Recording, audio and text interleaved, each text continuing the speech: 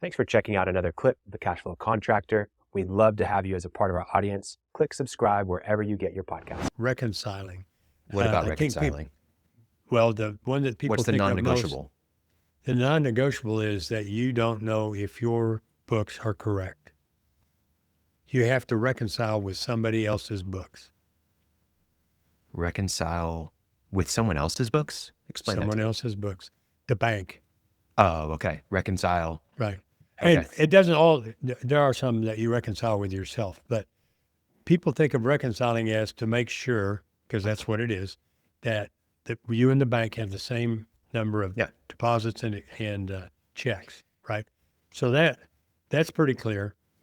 And it should be. What would you identify a bank or a credit card as? Like, for example, you said source documentation was one, but that's more so for like other parties in terms of customers, vendors, etc.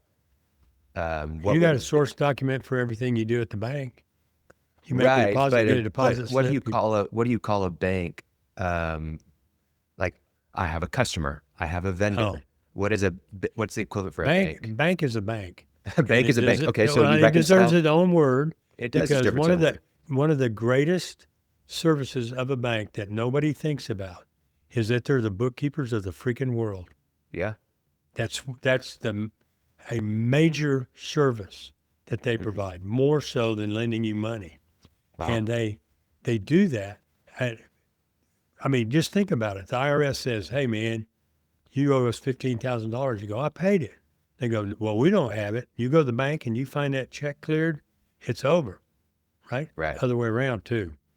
I paid it and it's not there.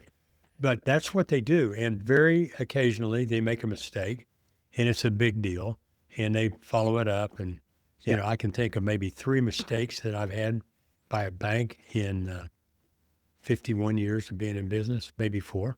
You know, so it's a pretty rare event. But they're a known source of, there you go, your knowledge that you're checking against, at least for bank transactions. Now you need to reconcile every item on your balance sheet. We don't need to go into all that, but you've got to reconcile the bank. You got to reconcile the credit card. See if you and the credit card company have the same entries, you know, debits and credits, what you owe and what you paid. They add the interest. And I have to tell you that I do keep, I shouldn't, but I do keep books on 3 companies. And man, not every time, but I'm always got something I'm off with the bank. I go, damn it, I know what I'm doing. How did that happen? But I don't know, but there it is, and they're right. Yeah. Okay. And usually it's a double entry. You know, I entered a deposit twice or something. So is the non-negotiable, I'm trying to think of what the non-negotiable really truly is, and in a very clear sentence, and then what problem it solves. So reconcile bank or reconcile balance sheet? Reconcile what would you say? Every account on the balance sheet. Reconcile every account on the balance sheet. And what problem does that solve? It solves the problem of having missed or extra transactions that didn't occur. And you may call the credit card company and they charge you and you don't have it. You know, so you found that. And now who's right and who's wrong, we don't know yet. Maybe they charge you incorrectly, or somebody used your credit card, or maybe you just missed writing it down. So essentially the problem that it solves is it allows you to have a single truth, a aligned truth on transactions. Yeah.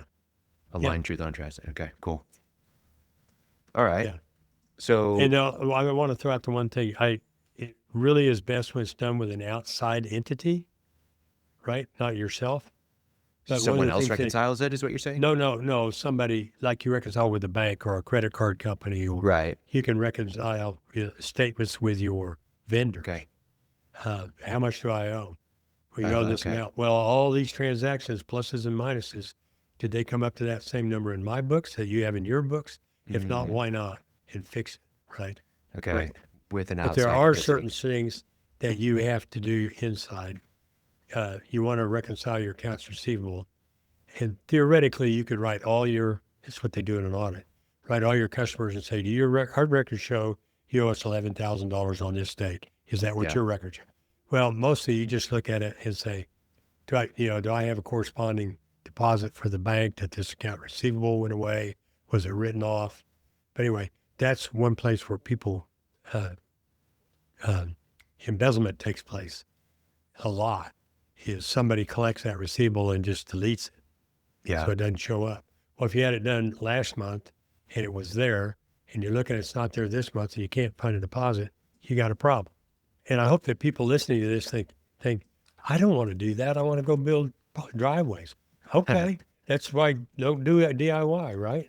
Thanks for checking out a clip from the Cashflow Contractor. We have full episodes where we go deep on topics that help you grow a construction business that runs without you so you can have less stress, more time, more money.